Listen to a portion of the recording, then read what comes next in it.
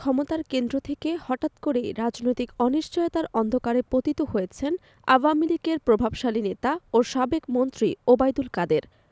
একসময় যিনি দলীয় রাজনীতির অন্যতম চালিকাশক্তি হিসেবে পরিচিত ছিলেন, আজ তিনি নিজেই রাজনৈতিক ভবিষ্যৎ নিয়ে গভীর সংকটে ভুগছেন।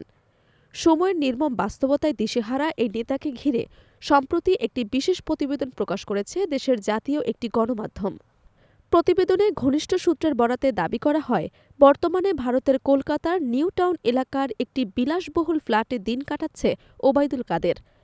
তবে সেখানে নেই আগের সেই আত্মবিশ্বাসী রাজনৈতিক অবস্থান কিংবা মাঠ কাঁপানো কণ্ঠস্বর।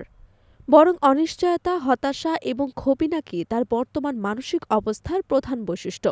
সূত্র জানায়, তিনি বাংলাদেশে ফিরে আসতে মরিয়া হলেও বাস্তবে ফেরার কোনো কার্যকর পথ দেখছেন না।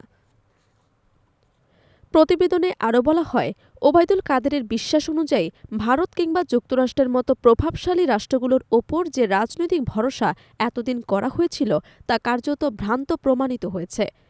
তার উপলব্ধি অনুযায়ী ইউরোপ ও আমেরিকার দেশগুলো বর্তমানে বৈশ্বিক নানা বড় ইস্যু নিয়ে ব্যস্ত। আওয়ামী লীগ বা দলটির নেতাদের পুনরায় ক্ষমতায় ফেরানোর বিষয়টি তাদের কাছে এখন একেবারেই গুরুত্বহীন। এই বাস্তবতা উপলব্ধি থেকেই তার কণ্ঠে ক্ষোভ এবং হতাশা প্রকাশ পাচ্ছে বলে দাবি করেছে সংশ্লিষ্ট সূত্র। দলীয় বিপর্যয়ের জন্য তিনি নিজের দলকে দায়ী করেছেন বলে প্রতিবেদনে উল্লেখ করা হয়। তার ভাষ্য অনুযায়ী দীর্ঘদিন ধরে শেখ হাসিনার একক নেতৃত্ব এবং শক্তির উপর নির্ভর করে আওয়ামী লীগের রাজনীতি পরিচালিত হয়েছে। অন্য নেতারা সেই অর্থে দায়িত্বশীল ও কার্যকর ভূমিকা রাখতে ব্যর্থ হয়েছেন। এর ফলে আজ দল এমন এক গভীর সংকটে পতিত হয়েছে বলে তিনি মনে করছেন।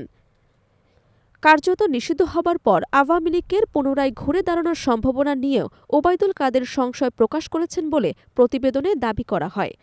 দলের সাধারণ সম্পাদক হিসেবে তিনি আওয়ামী লীগের ভবিষ্যৎকে অন্ধকার বলেই দেখছেন। রাজনৈতিক মাঠে দলটির প্রভাব বর্তমানে তলানিতে এসে ঠেকেছে, এমন মূল্যায়নও উঠে এসেছে প্রতিবেদনে। গত ২৩ জানুয়ারি দিল্লিতে শেখ হাসিনার সশরীরে উপস্থিতি কিংবা অন্তত একটি ভিডিও বার্তার আশায় ছিলেন দলটির নেতাকর্মীরা। ধারণা করা হচ্ছিল ওই বার্তা আওয়ামী লীগের জন্য একটি নতুন রাজনৈতিক দিকনির্দেশনা নিয়ে আসবে। কিন্তু বাস্তবে নেতাকর্মীরা পান শুধুমাত্র একটি অডিও বার্তা। প্রতিবেদনের ভাষ্য অনুযায়ী সেখানে রাজনৈতিক রূপরেখার চেয়ে ব্যক্তিগত বিষয়ই বেশি প্রাধান্য পায়, যা দলীয় নেতাকর্মীদের হতাশাকে আরও বাড়িয়ে তোলে। এই প্রেক্ষাপটে নির্বাসিত আওয়ামী লীগ নেতাদের মধ্যে চরম অনিশ্চয়তা তৈরি হয়েছে বলে জানায় সংশ্লিষ্ট সূত্র। অনেকেই এখন ভারত ছাড়ার বিষয়টি গুরুত্বের সঙ্গে বিবেচনা করছেন।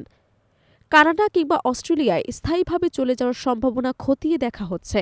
তাদের ধারণা, রাজনীতির মাঠে আওয়ামী লীগের প্রভাব এখন প্রায় শূন্যের কোঠায় এবং তাদের নিয়ে ভাবার মতো সময় বা আগ্রহ আন্তর্জাতিক মহলের কারো হাতে নেই। সব মিলিয়ে একসময়ের ক্ষমতাসীন এবং শক্তিশালী রাজনৈতিক দল আওয়ামী লীগ এখন অভ্যন্তরীণ সংকট, নেতৃত্বহীনতা এবং বৈশ্বিক উদাসীনতার এক কঠিন বাস্তবতার মুখোমুখি, যার প্রতিফলন স্পষ্ট হয়ে উঠেছে দলটির শীর্ষ নেতাদের হতাশা এবং অনিশ্চয়তার ভাষ্য।